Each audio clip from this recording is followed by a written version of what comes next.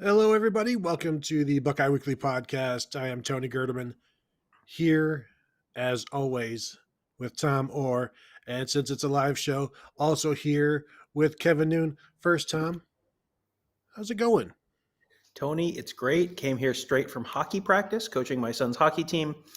Tonight, normally that's a Friday night, and we practice with the littler kids, so it's always a little bit chaotic. But tonight was picture night, so it was just chasing kids around the ice, waiting for pictures, and it was much more exhausting than a typical hockey practice on Friday night. So I'm about ready to take a nap. How are you? Good. Picture day, huh? That's the most strenuous. As I always thought, the favorite day of coaches was the cuts, and least favorite now we know it was picture day. Well, that is a good one. That is one of my favorites. Let's see. I'll see if I can get a good look. I don't know if I can. I don't know if it'll work. There you go. That's awesome. That was posing Perfect. For the team picture there. I see a Canadian flag there, you commie. There's a. What's that? I see a Canadian flag behind you. This is America. Well, we play in the Terrence and Phillip League. I'm sorry. That's just how things are. Kevin, how's it going? It's going great. We got to have some lunch together as a group. I enjoyed catching up with y'all, even though I seem to talk to you 3, 4, 5, 12 times a week on shows. But it was nice breaking bread with y'all. Went to a wing place. I'll let y'all guess what Tony had for lunch. That might be a whole topic. I'm gonna let the chat go and determine if we go into that one or not. I told you I wouldn't post it on the board. I didn't say anything about Buckeye Weekly Live. Thank you for going. That's my artistic picture of. Let me see if I can get it. There we go. An artist and his medium, right there. That was my artistic picture. Disdain. I don't get to take pictures, artsy pictures anymore at games. So I just figured I'd take a good artsy one of Tony and catch up at lunch. Thought it came out great. Gonna make an NFT out of it. $1 million. You only need to sell one, Tom. That's the important thing. That's the gimmick. Joshua Hunt, very important question. When is Tony going to get a haircut? You sound like my wife. I'm just going to say that. It will be soon based on the feedback I'm getting. Before we get started, and Kevin since threw me under the bus already. Well, shoot. Did I hear a super chat already? Okay, Ryan Dawes checks in with the guess of boneless wings. It was Ryan Dawes would be incorrect. He obviously didn't watch Scoop Eats and see what we did at Buffalo's. I do need to eventually just get the boneless wings, or yes, and rather than I got a burger and it was what it was. You get what you deserve. Yeah, well, I did. I do at least finally need to go with the boneless wings at some point. As I said at lunch, I love the fact that you guys have, when you order, you have to call them traditional wings because the boneless wing people have won. It's over. We've won. And now if you say wings, they don't automatically bring you boneless wings. That would be winning. You have to say boneless wings still. They make you it's very much like your favorite thing when you go to Wendy's and you order a Frosty and they say chocolate or vanilla and you're like, why are you asking me this? There's only one answer. You're on the wrong side of history on this one. You're on the right side of history on the Frosty one. It's fine. Mm-hmm. Well, you bet 500, you end up in the Hall of Fame. As I was saying, Kevin, since you threw me under the bus, we are going to play America's favorite game show right now to start off the show. Kevin, you get to go first. Oh, God. And as we all know, 1874. America's favorite game show is when I offer up former Buckeye names from the olden days. Generally, who's to say?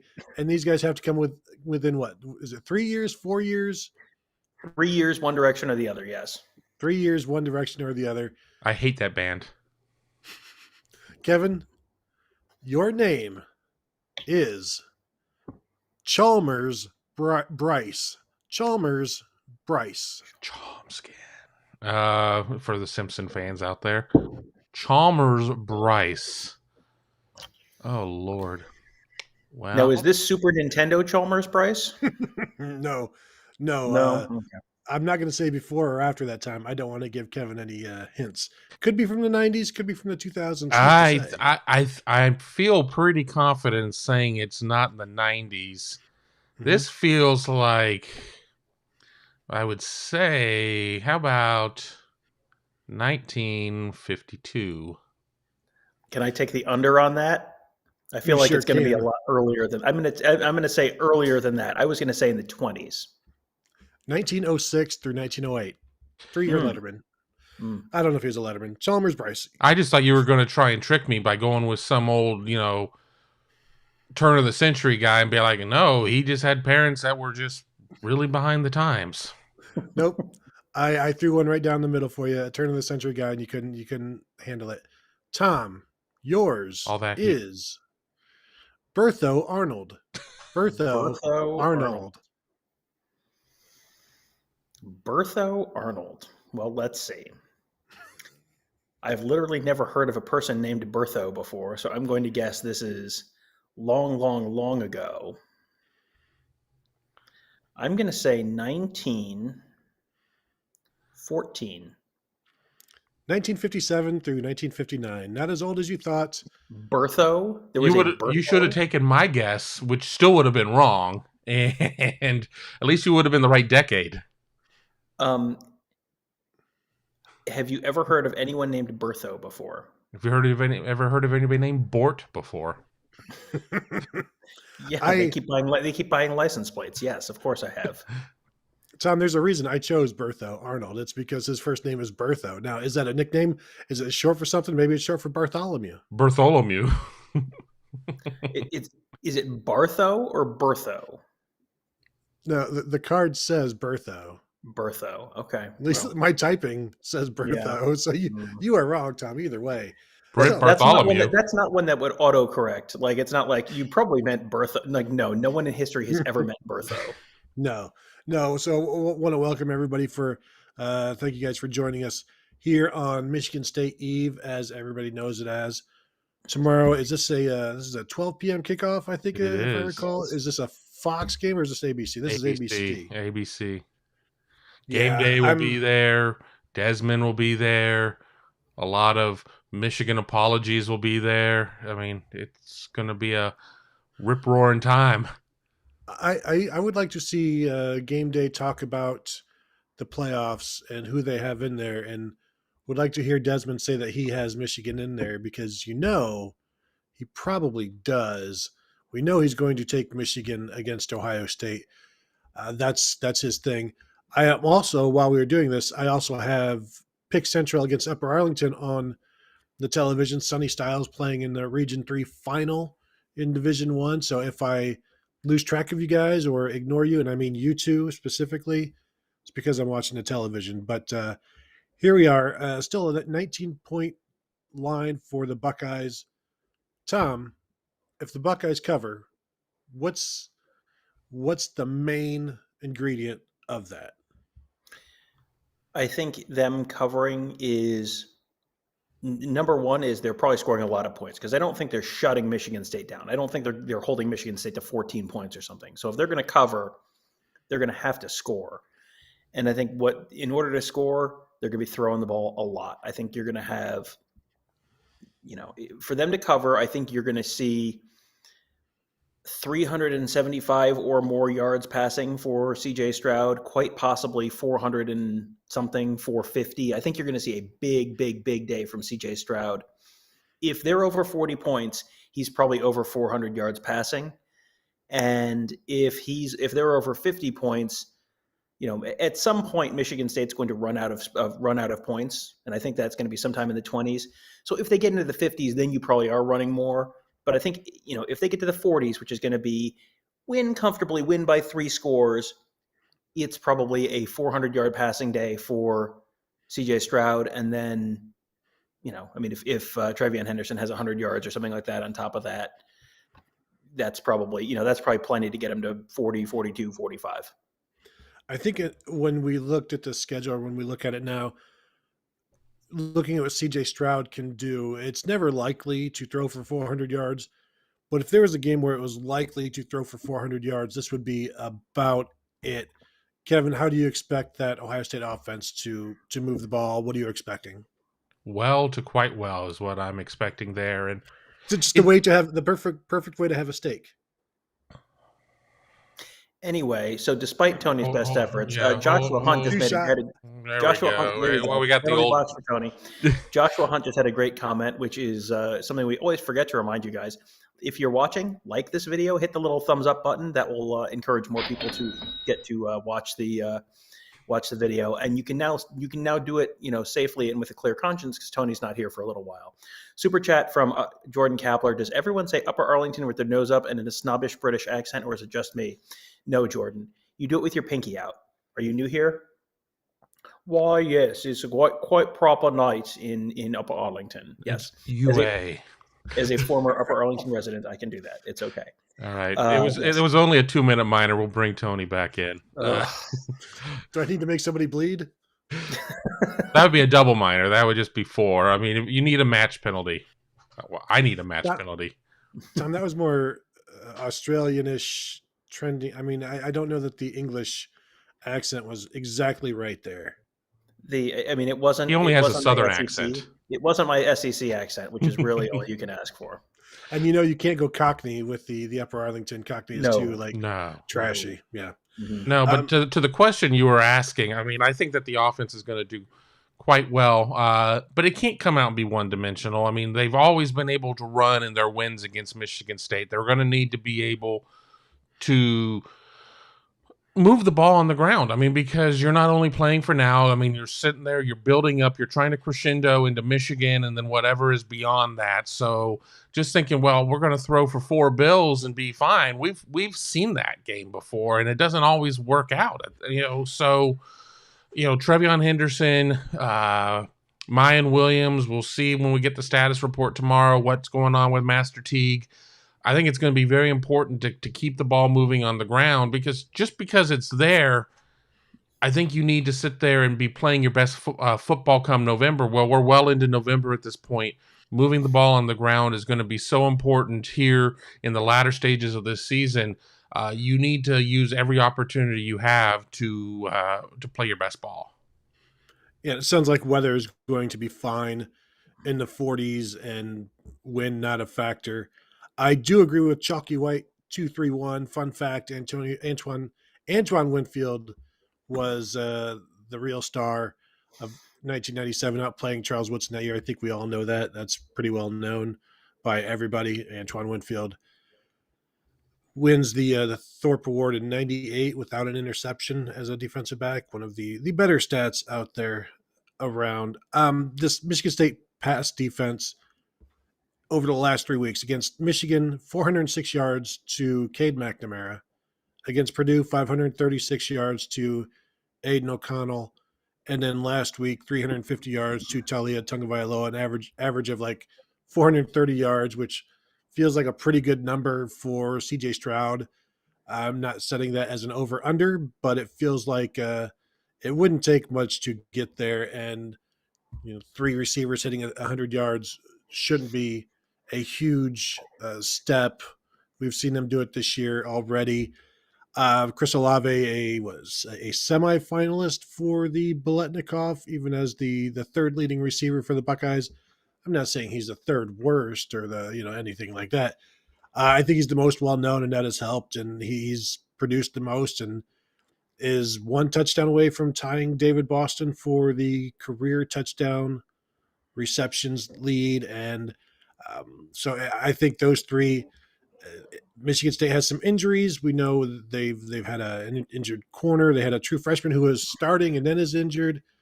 I've got some defensive issues, some offensive injury issues. Jalen Naylor out, left tackle possibly out, missed last week. So they're going to have to try to piece this together. Ohio State, we think, is doing okay right now in terms of health. So we'll find out, as Tom said, more. So let's go to this. Tom, you got something? Yeah, there may be an injury, like a starter who maybe is not playing tomorrow. I've gotten some indication that's a possibility. We will find out for sure on Saturday morning when the injury report comes out. But I have heard the name of a defensive starter who may or may not be available tomorrow. And just to jump into before we get to Nicholas's super chat, thank you, Nicholas. I'm not hearing a lot of positive things about wide receiver Jalen Naylor playing for Michigan State. Had the chance to talk to a couple sources up there. Made it sound like he may be done for the year, or at least done until maybe a bowl game, but that the next couple weeks seem really dicey. There's some questions on They have a defensive tackle, last name Burrow. He may or may not be able to go. And then their Tennessee transfer linebacker, Crouch. He was a bit of a surprise when he did not play last week. No indication. Mel Tucker, certainly from the Ryan Day school of, we ain't telling you diddly blank about injuries. Not a lot of injury news coming out from there. Yeah, Corvaris Crouch averaging 8 tackles on the season, their second leading tackler. Usually when it's a surprise, we kind of expect them to play the following week when they don't show up on any like game time decision or anything like that. And it's just like something happened that morning, or they woke up sick, or who knows? Nothing like major, and that would be a pretty major loss if he can't go, because he is a pretty decent run stopper for them. Let's get to that super chat. Tom, you want to read that? Sure. Nicholas Hellman, Utah is favored by Vegas and the FPI. If Oregon wins, would it still be an upset? Tony and I did a whole show on previewing this weekend on the Buckeye Weekly feed. That episode dropped on Friday, so you can hear Tony and I talk all about this. So why don't we let Kevin answer this one? I was just helping Scott Werner with asking me a quick way to get to the shoe and avoid campus construction. I was going to say, good luck. Get there early. Early. Get there early. Get there by 8. Mm-hmm. There you go. Get in, find that parking spot, find that garage or wherever you're going to be, get it parked and just walk around and enjoy the, senior day, the final home game of the season. But you can sit there and say that Vegas has Utah as a 3-point favorite, and FPI, what was it again? It was like 70-30 tilted toward Utah beating Oregon. But Oregon is the ranked team. I think that even with the lines are one thing, and FPI, whether or not you buy into those metrics or not, FPI is not really one of my favorite stats out there.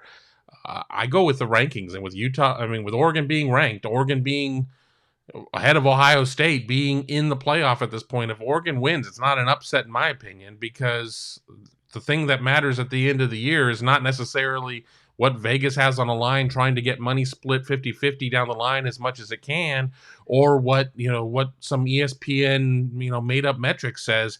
I'm more concerned with what the group that sets the standards for who are going to be the 4 teams in the college football playoff are. And if Oregon is above the line right now and Oregon wins, that's not an upset, at least in my opinion. Yeah, I was listening to somebody talking about this and how Oregon being a 3-point favorite, Vegas is kind of begging people to take Oregon, which means that Vegas thinks this is going to be Utah's game. And so I don't want to go against them. I think when you look at it, number 3 versus number 23, that's either that's an upset if Utah wins, or Oregon shouldn't be ranked 3rd. That's kind of how I view it. And right now, should Oregon be ranked 3rd? They've done enough. They've been ugly while they've been doing it, but this has been an ugly year for a lot of teams. And so if you don't even have to do it pretty, you just have to do it and get it done by any means necessary. And that's what Oregon has done, save for the terrible, terrible loss to Stanford. Yeah. And yeah, this is like you're basically don't need style points at this point if you're above the line. Like Cincinnati needs to win with some style points probably, but if you are Ohio State, if you're Alabama, if you're Georgia, if you're Oregon, at this point you probably just need to win, because Cincinnati's not jumping Oregon, no matter what Oregon looks like. If they win the last 3 games, they're going to be in at this point, I think. Unless Oklahoma State or someone like really just blows everyone away, but I think that's pretty unlikely. So, yeah, I think it is pretty much just winner you're in. Rick Reese super chat: any rumors on Master Teague availability? I was just trying to think. Have you guys heard anything specific about Master Teague? I was trying to think back if Ryan Day had addressed that. I don't think I've heard anything definitive one way or the other this week. I'm trying to remember back to Tuesday. I think he was brought up, and it was a hopeful, which is nothing in terms of what that really means. I'm hopeful that I will buy the right lottery ticket this week. But that doesn't really mean a lot. So Rick, I don't have a great answer on that one. You hear little bits of drips and drabs, but on Teague, I haven't heard a whole lot. Well, I'm gonna bring up the Tuesday thing to see exactly what he said, because I think it was just they're hopeful, but of course Tuesday is like really the start of practice and getting going for the Buckeyes. And okay, on Tuesday, Ryan Day said Master Teague is doing okay. He's day to day right now. Mm-hmm. So there you go. The answer we have for you is it's day to day, and he was not brought up at all on the radio show or the lightning round No. on Thursday that I recall. So no answer in terms of is he still day to day or is he better? And Aren't we all day to day? exactly. And so I do you play him this week, or do you, if he's still day to day but can go? Yeah. I Yeah. kind of like what they're doing with Mayan Williams and Travion Henderson right now, where those two are getting a groove. Do you want to throw somebody in right now who may be a little bit banged up when you may or may not need him against Michigan, but like you would think those two, Mayan Williams and Travion Henderson, could be enough. I think at this point of the season, you might as well let him take another week to get healthy if it's kind of questionable. And he can be ready, dressed, and ready to go, and be even listed as available. They do that a lot this year, where the guy doesn't show up on the availability report but still doesn't play, and it's they'll say after the game, well, he was available in an emergency situation. They did that with Seven Banks at the beginning of the year. You've heard that with other guys, kind of Julian Fleming. I think at one point they said that about, and it's just. I would imagine at this point, like they probably don't need 3 running backs on Saturday.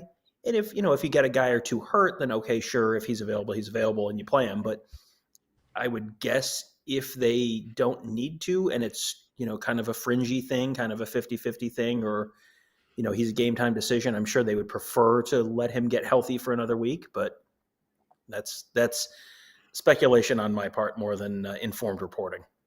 I almost feel like any carry that goes to Master Teague right now, Mayan Williams could view that as somebody taking a carry away from him, because he's kind of moved into this spot and earned it. And now he is, I don't want to say second fiddle, but he is the next guy in. And everybody knows Master Teague is a great teammate and all of that. But Mayan Williams just ran for 100 yards last week. And like, if you're putting somebody else in front of him or even alongside of him, you're kind of moving him back a little. And I don't know that they want to do that right now, given how good he is, how good he can be. And I think most people would agree he's better than Master Teague. So if you're not trying to get Antonio Williams the ball when you had like J.K. Dobbins and Mike Weber, or if you're not trying to get a third guy in other years, you probably shouldn't do it now, because then it throws out the rhythm, and it can screw some things up.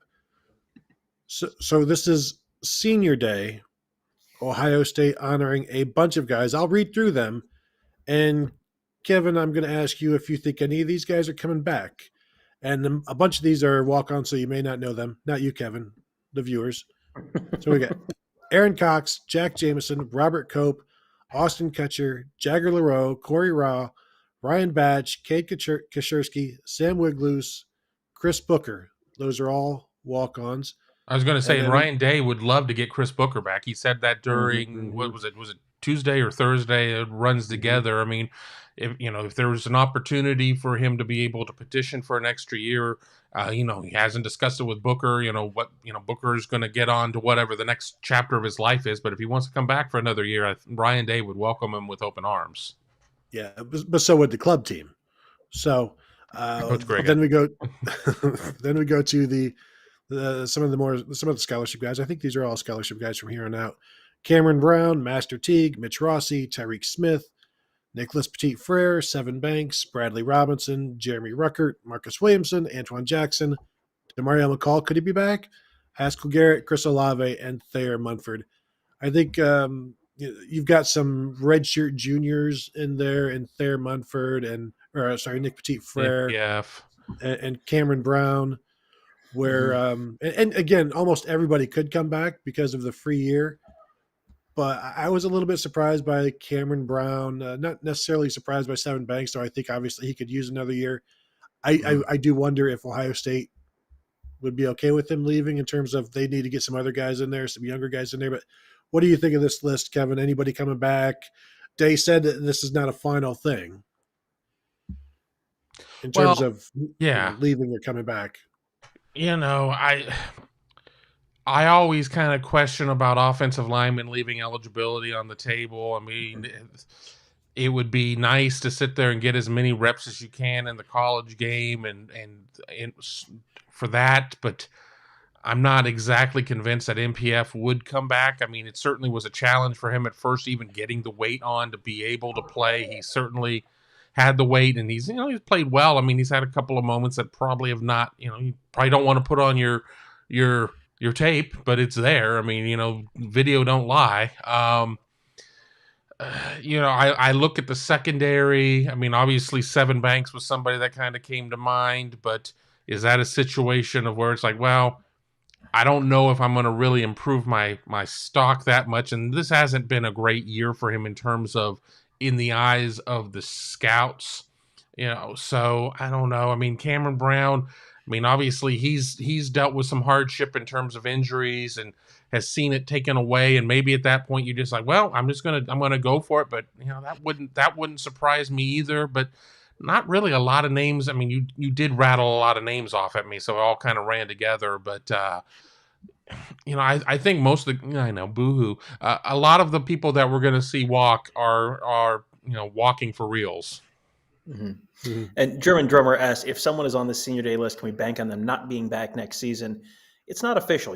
We have seen guys walk before and then come back. That's even more possible this year because all these guys have that extra COVID year that they can come back for, or pretty much all of them do. I saw DeMario McCall posted a thank you to the fans on Friday night, which sure felt like he's definitely not coming back. He can't. There are guys. What's that? I don't think he can. If he does, you have to call him Dr. DeMario if he does. Yeah. Dr. McCall. There are enough. I would assume that virtually everyone who's walking is leaving because there are guys who, are seniors who are not walking, which seems like those are guys who have definitely decided not to come back or to come back. There was a question about Chris Olave and where he stands on the OSU record, career record list right now. He has 33 touchdowns career. That's one behind David Boston. So one more touchdown, he'll tie David Boston for the career touchdowns mark. Pass reception yards for a career. Chris Olave is at 24.74. Michael Jenkins with the school record at 28.98. So he basically needs 425 to break that. 416, I think. 474 to 898. So that would be 425 to break that, as I said. That's why you have me do the math, Tony. I wrote a piece about this last week. I thought I already did the math. But anyway, so 425 for him to break that, and 161 receptions for him right now. The career record is 191. So that would be 30 receptions in the next. They're all of these things are within range. Especially if they're playing 3 more games and then another potentially 5 more games, like that's 6. That's basically 6 receptions and 6 receptions and 85 yards. Yeah, 85 yards, and then he's got to get 2 touchdowns, and he could basically hold all of these records.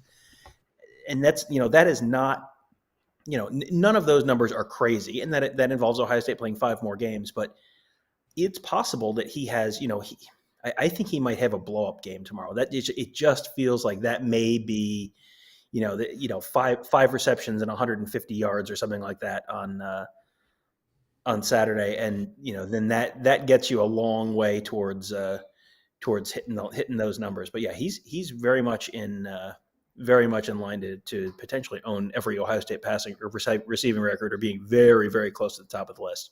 And again, arguably only the 3rd best receiver on this year's team, which is bananas.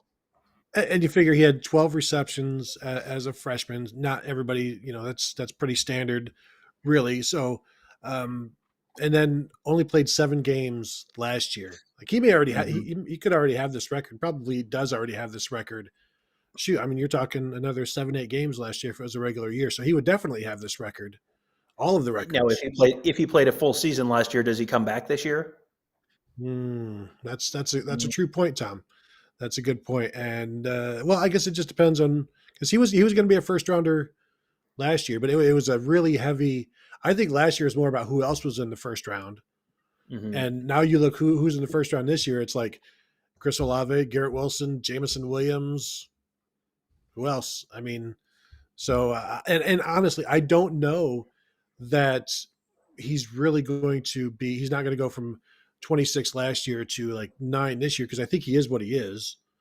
And talking to people like people that I've talked to, like Garrett Wilson more. I like Garrett Wilson more because he can do more things. Chris Olave may be more of a number 2, where Garrett Wilson I think can be a number 1. Yeah. But I mean, you look, he's been.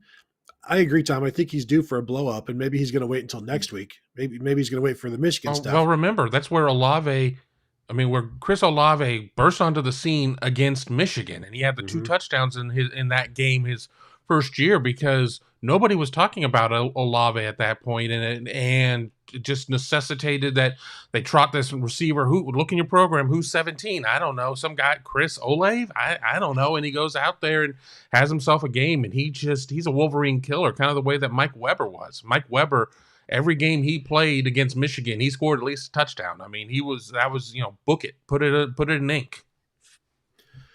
I was just looking. Chris Olave has 4 career catches against Michigan. 3 of them went for touchdowns.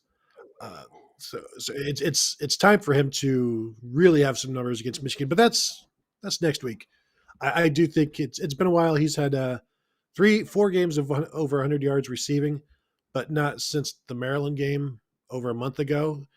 And over his last 4 games, he finally started piling up the catches. 7 catches against Nebraska, and then 9 last week, but under 10 yards a catch on each of those, because he's more of the short guy now, coming back, picking up just the easy first downs, because they give him so much room.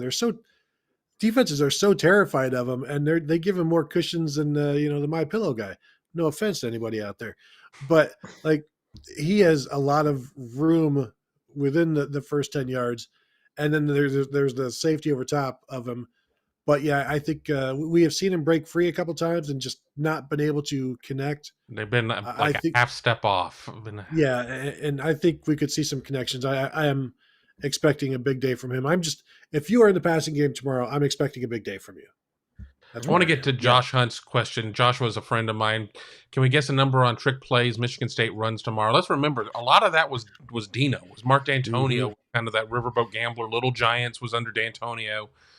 I haven't watched every game of Michigan State. I don't know if Mel Tucker is a huge trick play guy. I mean, if Michigan State comes in and thinks that the talent is somewhat equated, why are you going to sit there and get all wonky with a bunch of crazy plays? No, don't never go. Michigan State thinks the talent is equated.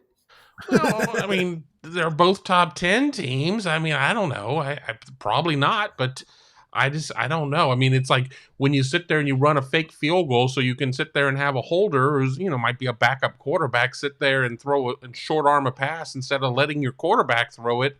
It seems like kind of a desperation move. Well, you never go full James Franklin. It's okay to be aggressive and have some trick plays.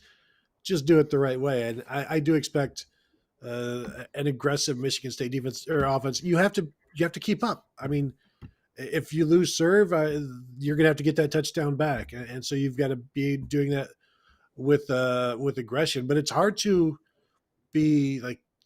steal downs or steal possessions. Onside kicks rarely work. And, I almost feel like it'd be a good idea against Ohio State, because what's the difference for Ohio State if they start from the 25 or the 50? Really? I mean, you're not giving yourself a chance to recover an onside kick when you're kicking it 60 yards. But if you're kicking it 10 or 15, now you may have a chance. And plus, do you really want to kick it to Emeka Egbuka? I don't. Just go with the outside kick, Tom. I mean, you're right, and you have to agree with that. I do think you need to try and steal possessions, because you don't have the talent that Ohio State does, and you don't have a defense that's probably going to stop Ohio State. And that's not, you need to do a onside kick in the opening kickoff. But if you have, you get a couple possessions in, and Ohio State has scored 3 touchdowns on their first 3 possessions, you're probably at that point going, I don't have a tremendous amount of faith in this defense. And at that point, if you score, like try and steal a possession. Try, especially can you do it right, around halftime? You score with 2 minutes left in the half. If you're getting the ball off to start the second half, can you score, steal another possession, and then potentially have 3 possessions in a row? I mean, like really, that could like really change the game if you could actually capitalize. And there's a lot of risk involved in that. But as Denny Green once said, you play to win the game. Like you're not trying to be close. And if I don't know if Mel Tucker will have signed his 10-year, $1.7 trillion contract, but if he has, like, what do you have to lose? Play to win. Like oh, we lost by an extra touchdown because we tried something. Like, who cares whether you lose by 10 or 17 or 24? Like, you win or you lose. Like, play to win the game. That's what I would do. A couple of quick ones. Scott Varner says, is Eddie George 27 grill open or closed? I just did some quick Googling. It appears the one in Grandview Yards is closed. I have not been over there in a while. Not since photo check-in day. It was there, and it was still signage and everything else, but it wasn't open that day. No, it says permanently closed, and there is one at the Columbus Airport that we have eaten at recently. That one still shows up as open. Well, apparently you guys don't fly Southwest then, because I'm never in Terminal B. Here's one from Media Shed, who is one of our most prolific question askers. That's not necessarily a compliment. I know him. It's okay. I know the answer here. I'm interested if you guys know the answer. Who leads the team in sacks? There's one person who leads the team in sacks, and there's 2 people who are half a sack behind. Can you name all 3 of those people? Well, if anybody was reading my comments, they've seen the answer. Well, don't read the comments. So that sounds like it's not Haskell Garrett. Haskell Garrett is leading the team in sacks. There are 2 people who are half a sack behind him. Tyreek Smith and Tyleik Williams. Close. You got the hard one. Tyleik Williams is the hard one. Zach Harrison is the other one. Okay. Zach Harrison. Haskell Garrett has 4.5. Zach Harrison and Tyleik Williams each have 4. I feel like Tyleik Williams is a trick one there because he that one is you don't. He had 3 of them against Akron and hasn't done much since then, but he had 3 against Akron, and the leader only has 4.5. So, well, we saw that from Tommy Togiai last year. Had 3 sacks in one game and led for a while. And Tyleik Williams, I see Gary K asking, will we see more Tyleik Williams to control Kenneth Walker and the MSU running game? I think offenses know about him now, which has made things a little bit more difficult because he is still playing. But he's not as impactful as he has been, or at least he's not getting into the backfield. I think it's because offensive lines are now aware of him, and maybe they don't take him as lightly as they did before when he was just this big freshman and you didn't think he was as quick as he was. But then you watch film and you realize, okay, he's not just this big 330-pound guy who can't move and is just trying to clog holes. He's trying to get into the backfield, so you have to deal with him and adjust to that. And I think that's maybe what is going on. I don't think it's the freshman wall per se. I mean, I don't know that a wall would stop him. I'll just say that. It'd have to be a very strong wall. Yeah, it would. You need some, certainly, yes, several layers of brick and whatnot there. So, Lynn's Breezy OH, this narrative that MSU won't be able to keep up is crazy to me.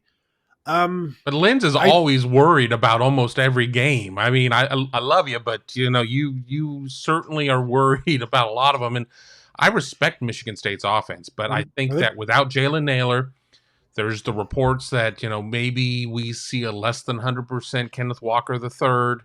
If you take Nailor out, though, then it's Trey Mosley is their next leading receiver, and there's quite a drop down from Nailor to Mosley. And then you got Connor Hayward, who's Cam's little brother, who is now on his 9th position, I think, at Michigan State as a tight end. And I like Connor; he's a good kid, but he's not exactly a huge threat offensively. Can Michigan State win games with Reed and Walker? Absolutely. Can Michigan State win games against Ohio State with Reed and Walker? That gets to be a little bit more dicey. The Hayward and they've got another tight end who gets the ball. They might be kind of the keys in all of this as well, because we know Ohio State has had difficulty with tight ends. Connor Hayward is a different type of guy. He's what, like 6 foot and 240 pounds and can do stuff after the catch in a fullbackish way, a big running back kind of way. So yeah, there may be some things there to watch, but Peyton Thorne, we see one game. I'm just looking at his numbers, like 73% completion percentage last week. A month earlier, completing 53% and in a game, and you never really know. I think this is the best offense. I said it like a few weeks ago that this is the second best offense in the Big Ten, but then they went and scored 20 points at Indiana, which took hurt them in my eyes. And then of course they post 29 points at Purdue last week, and yeah, sure, you got 40 against Maryland, but I think it's difficult for anybody to keep up with Ohio State. Not just because Ohio State has more talent. It's the pressure of you have to score on every possession almost that you feel like you do, and if you don't, well, now how are we going to get that back? And that's the problem. And that's the we've talked before on the show about Kevin Kelly, who is the coach who never punts, and one of the things that he has talked about in the past was when he was at Pulaski Academy in Arkansas, it would just mess with other teams because he goes for two after every touchdown. He onside kicks constantly. He doesn't punt. And he said other teams would just short circuits them. Like they can't figure it out. It's like too much pressure. And as soon as they fall behind, they feel like we're hopelessly far behind because now he's going to go for two every time. We're going to have to recover an onside kick every time. And it just it kind of short circuits you. I feel like teams are kind of doing that a little bit against Ohio State, where it's like, well, Ohio State is, like Purdue last week. It was like Ohio State is going up and down the field. And, you had a Purdue kick returner trying to catch the ball. And it was like, where was he? The 8, the 10, something like that. Not at a spot where, and he's pinned outside the numbers like Ohio State wants him to be. Like, that's not a spot where you're going to have a good return. And, he's taking his eyes off the ball because he's trying to get his head, looking downfield so he can start getting a good return, because it's like, well, I got to make a play. You can sort of pressure teams into that. I think an interesting thing for the game tomorrow is if you can control Kenneth Walker, and you kind of mentioned the rumor that maybe he's not 100%. If you can control Kenneth Walker, and not everyone's been able to do it, but Ohio State's had a pretty good run defense this year. He had 3.2 yards per carry against Nebraska. That was a game that went to overtime, and they won 23-20. He had 3.7 yards per carry against Indiana. That was a game that was 20-15. If Ohio State can hold him 4.5 yards a carry, you don't even need to do that. If you hold them 4.5 yards a carry, something like that, you're probably that takes away something that Michigan State's going to be leaning on, because Michigan State wants to keep that Ohio State offense off the field. Michigan State does not, the score too quickly thing is kind of like a bit, but also you want to give that defense a little time off the field, and you don't want Ohio State, you don't want this to be a 14, 15 possession game for Ohio State. You want to limit those possessions for Ohio State if you can, which means running the ball, but you got to be able to run the ball in order to run the ball. And that could be an issue for Michigan State. If Walker is even a little bit dinged up, this Ohio State defense is good enough that maybe they can hold him to 4 yards a carry. And then I think that's a big problem for Michigan State. I think a big thing really quick too is that Ohio State has to play smart football on defense when it comes to stopping Walker, and that hasn't always been a strong suit. He's a very patient runner. He waits for the holes to develop. He's got great vision. He just really seems to make a lot of, he just makes great decisions out there, and he has a 94-yard run this year. So, if you don't get him, if Lathan Ransom or Bryson Shaw miss a tackle, he could be gone. So, he is dangerous. What is a total of holding him to and still considered a win for Ohio State? If you hold him to a $110 and one score, I mean, just based on the entirety of the game, is that considered a win? I mean, I don't think Ohio State has to hold them to 52 yards on 21 carries, to sit there and say we did well. We did well against them. I mean, where is that line? I mean, obviously, I did another show earlier today, and somebody brought up Biaka Batuka, and I was like, well, yeah, obviously, if that happens, this is we're looking, we're writing the fourth chapter in great defeats to Michigan State. So where's that line for you? What did Jeremy Langford rush for in 2013? That was probably a $150 or something, and that was obviously a game that Ohio State lost. But even looking at, I mean, he went for 22 for 136 in the loss to Purdue, and that was 6.2 yards per carry. Last week he was at 4.8, which I think is a winning number, but he carried the ball 30 times. And I think if Michigan State, if he has 30 carries, that tells me they're moving the ball, they're converting on third downs, and that's not a good thing for Ohio State. And converting on third downs and keeping the ball away from the Buckeyes. And not that the Buckeyes need a whole bunch of time in order to score, but they do need the ball. And so if he's got 29, 30, if he's hitting over 30 carries, that tells me it's a under a 2-score game in the fourth quarter time. Like if he's just that many carries, if he's got 25 or 22 heading into the fourth quarter, that means they're controlling enough of the game to where I don't think it's out of hand, because at some point you probably start running because you have to catch up. Yeah, I mean, at that point, you've got to have Ohio State either scoring lots of long touchdowns, quick drives, that kind of thing, or you have, Ohio State, potentially Walker running and they're controlling the ball, but then they're kicking field goals in the red zone. Those are the two ways that might not be the case. But you're right. If they're picking up a lot of third downs, if we're at the point where it's 8 of 12 on third down for Michigan State in the third quarter, and Walker has 25 carries, even if it's 25 carries for 120 yards or something like that, where it's not even 5 yards a carry. If you've got that many carries through three quarters, that's a lot of plays. That's a lot of plays where the clock is running, which means that's a lot of plays that Ohio State's not on offense.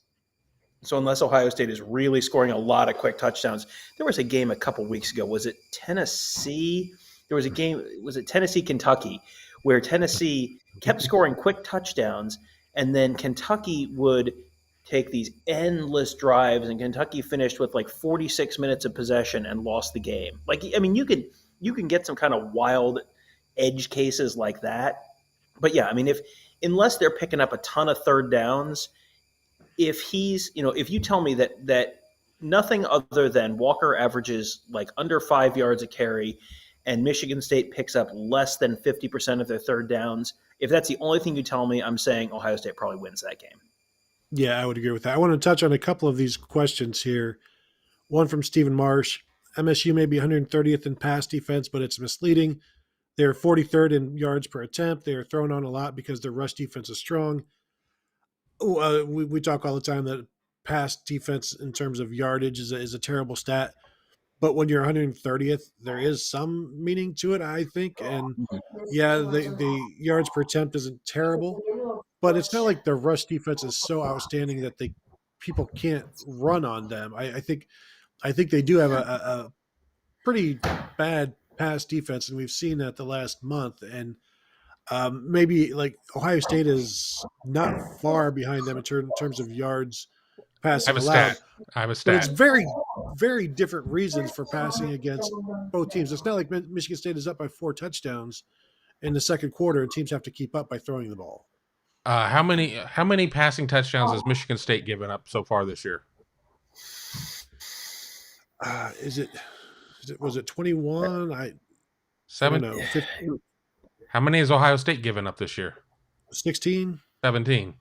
17. So But again, it's from the 1 to the 1, doesn't mean anything. It's knocking it into the end zone. So yeah, I agree. The passing efficiency numbers, the the pass per attempt, everything else, kind of correct some things for Michigan State. I mean, you sit there and you look at, I have their schedule in front of me. I mean, they give up 21 to Northwestern, 14 to Youngstown State, 17 to Miami, 20, 31 to Western Kentucky was the number 1 passing team in the nation. Unfortunately for the Hilltoppers, they only run for 95 yards a game. 13 to Rutgers, 15 to Indiana, 33 to Michigan. Then they give up the 40 spot to Purdue, and then 21 to Maryland. I mean, it's not like that they've been getting, just completely stomped in any games in terms of what they've given up points in, or having to win 60 to 58 type of games. But, there's something to be said. I think Ohio State's going to have the opportunity to throw the ball pretty well against them. Yeah. So here's my question. Of those offenses, how many of them would you say are kind of equivalent to Ohio State in the passing game? Western Because I would Kentucky. submit that the answer is 0. Right. Well, I mean, I'm going to run through them again. Northwestern, Youngstown State, Miami, Nebraska, Western Kentucky, Rutgers, Indiana, Michigan, Purdue, Maryland. I would submit that the answer is none. None of them are equivalent to Ohio State. So, congratulations on holding Northwestern to not many yards per pass, but I don't think that's going to be tremendously relevant against Ohio State. Congratulations on holding Rutgers to not many yards per pass. I mean, that's there's some bad passing offenses in the Big Ten. They got Indiana after Indiana was a bad passing offense. Some of the teams, teams that are not incredible passing offenses. Purdue is not incredible passing the ball. They're good, but they're not incredible. They lit Michigan State up. 40 of 54 for 536. Yeah. Western Kentucky, 46 of 65 for 488 and 3 scores. I mean, there certainly are some. Michigan is not. Yeah. If Cade McNamara is putting together a hype video, against your defense, that's not great. And I would submit that C.J. Stroud is a better quarterback than Cade McNamara. No. And that Garrett Wilson or Jackson Smith and Jigba or Chris Olave are better wide receivers than Andrell Anthony. No disrespect to Andrell Anthony and Cade McNamara, but, a lot of the yards per play pass defense stuff in the Big Ten is skewed by the fact that there are a lot of very bad pass offenses in the Big Ten this year. So that's worth kind of keeping in mind as well. And I mentioned this either on yesterday's show or today's earlier show about how much more teams are throwing against Michigan State than they are any other Big Ten team. And there are other better run-stopping teams in the Big Ten than Michigan State, but it's teams are throwing against Michigan State 10 more times against Michigan State than they are the number 13 pass defense in the Big Ten, in terms of attempts per game. And there's a reason why. And I don't think you can chalk it up to just the run defense, which has been good this year. I think there's more reason they've had a game with 60 throws. Miami threw against them 60 times. Yes. Average pass attempts over 10 games, 47.9 pass attempts against Michigan. Yeah, that's a lot. That's like facing Purdue every single week, basically. And even Indiana threw it 52 times. And that's because they can't run the ball. And maybe that's what this is. Maybe they're just playing a bunch of teams that can't run the ball against anybody. And so they have to throw it against Michigan State. It's just weird. It's an outlier in terms of how much teams are throwing the ball against us. I like against Michigan State. I like this question from Matthew Plessinger. Where do you guys rank this OSU offense going back to 1995? Because I know the 95 offense was awesome. Back in the day, that was almost like the epitome. It was very similar to the 94 Penn State offense, where you had the great running back, the 3,000-yard passer, the 1,000-yard receiver, and the talented tight end. Penn State had that same thing. Then 96, they lit up the first couple opponents, but they're not the best offense. 98 is not the best offense. You have to go to, for me, it's either 2019 or 2021. And right now, 2019 could run the ball so well, as we saw with the 2,000-yard rusher and J.K. Dobbins. This year, they're putting up better numbers than ever, and they can run the ball. They've had a little hiccup. I do think that was just a hiccup. It's not one of those Guinness Book of World Record. This person has been hiccuping for 27 years. I think it's just a couple of week thing, barely even a record. So I can't say 2021 yet. Let's see how it finishes. But for me, 2019 with Justin Fields' first year and J.K. Dobbins, And that team did not throw on everybody because sometimes Justin Fields threw the ball like for forever he was averaging like 22 attempts a game, and his high throws would be like 27, and but yet they were really effective thanks to also a very effective defense. Me, I guess I'll go 2019 until knowing that I'm probably end up going with 2021. I am in the process of looking up some single season team records, and realized that the record book that Ohio State has online right now, their PDF record book, It dies at 17 or something like that. dies in 2017. So I found that out know, this week too. You have to look at the media guide. There may be some when we had the Chris Olave where does he stand on the Ohio State record book list. That may some of those numbers may be outdated. So that's why, Tom. You guys, just to interrupt you, you have to go to the media guide because there's a record book section in there. Just don't go to the record book. Go to the media guide. I remember when they used to print out media guides. It was a long time ago. 2006. I'm just gonna look at some single game records because I think that there's probably a lot of or single season records because I think there's probably a lot of as we're having this conversation trying to compare across generations and decades. I was going to say the game is so different. I mean, the game is totally different because I'm just looking at this and just you could play defense back then. You're not allowed to play defense now.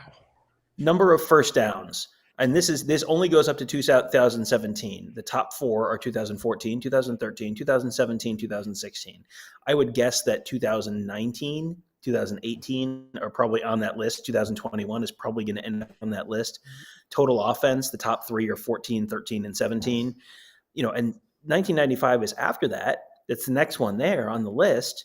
But 1995 was the only year when they were over 6,000 yards in school history until 2013. And then they hit 7,000 yards in 13, 14, and 17, and probably 18, and probably 19, and probably this year as well. It's such a difficult thing that it's hard to compare. But you also, this Ohio State offense is so much better than just about any offense in the country that even in this really offensively skewed, heavily offensive era, Ohio State is still a real standout. And 95, there were other offenses that were as good as Ohio State in 1995. Ohio State in 1995 just stood out to Ohio State fans because it was so much more explosive than previous teams had been. But, it didn't have Brett Powers playing quarterback. It didn't have, Kent Graham playing quarterback or Kirk Herbstreit or Greg Fry playing quarterback. It had, a senior Bobby Hoying and a Heisman Trophy winning running back and a Biletnikoff winning wide receiver. And that was talent that was unheard of for that level of Ohio State team. But if you put this year's Ohio State offense up against that, they probably beat them by 28 points. I mean, it's just it's like night and day. The receiver talent on this team, because who was the second receiver on that team? Buster Tillman? Who was the second receiver? Yeah. Oh, yeah, Buster Tillman. Okay. So Buster Tillman, who the next year lost his job to a true freshman wide receiver, David Boston. It's just, you put the three wide receivers they have on the team right now, and you put C.J. Stroud on the field against that 95 defense. You put Travion Henderson on the field against that 95 defense, they might score 70 points. Yeah, I'm pulling up the 95 stats right now. I mean, just to have them in front of me, we're rushing, scoring. These aren't put together very well. Terry Glenn was your leading receiver with 1411. Eddie George was second with, this is based on receptions. So Ricky Dudley had 575. He was your yardage number 2. Eddie George was your receptions at 47. Ricky Dudley was your second in touchdowns with 7 to Terry's 17. Mm-hmm.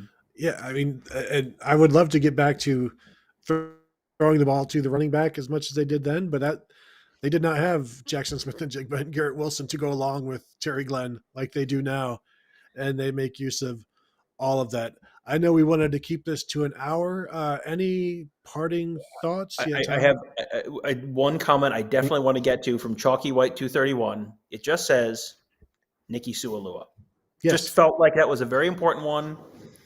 This is Matt Keller has entered the chat and approves. If you are a Samoan fullback wearing a neck roll, I'm sorry. Much respect. We're gonna take time to have Nikki Sulu appreciation time. I know that the fullbacks no longer exist, and Mitch Rossi has kind of brought it back a little. But I don't know if how many of the youngins watching now understand how good some of these Ohio State fullbacks have been over the previous. I can go back like 30 years to Scotty Graham, Jeff Cothran, Nicky Sualua, Matt Keller was awesome in the 90s. Even then going to Jamar Martin, there was this They would period come of in at like 6'2" and they would leave at 6 foot. like a period of like 12 years where and they ran the ball really well. Scotty Graham was nearly 1,000-yard rusher. Jeff Cothran, like they had a backfield of Jeff Cothran and Eddie George and Robert Smith and all in one year. Like Raymont Harris was another Raymond Harris, like yeah. just amazing stuff. And it's I'm not saying it's too bad the fullbacks are gone. Football has evolved in a positive direction, in my opinion. But back there's always a special place in my heart for those guys. Maybe not room for them now, though. Like not room for new fullbacks. My heart is full of old fullbacks. I can't cheat on the old guys, but that's where I am. That's All the right. phrase we want to end the show on right there. So Can't cheat on the old guys. So I guess that will do it then. Want to thank you all for tuning in on a Friday night. Didn't want to keep you that long. Everybody's got stuff to do. Even Tom and Kevin. I have nothing else to do, but they have their lives to live. So I have to prepare for the pregame show. I need all the time I got. Yeah, pregame show. I guess we're going to hit it at about 10 a.m. tomorrow, boys. Is that what we've decided? Right. Sounds about right. All right, so look for that, or just I don't know. Can they wait here for that? Well, I mean, they you don't have to leave. You don't have to go home, but you can't stay here. That's it.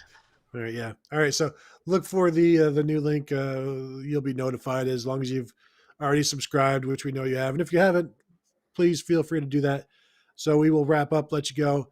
Thank you all for tuning in. Thank you for the super chats. Thank you for the comments and the chats and all of that. And we will see you in 14 hours.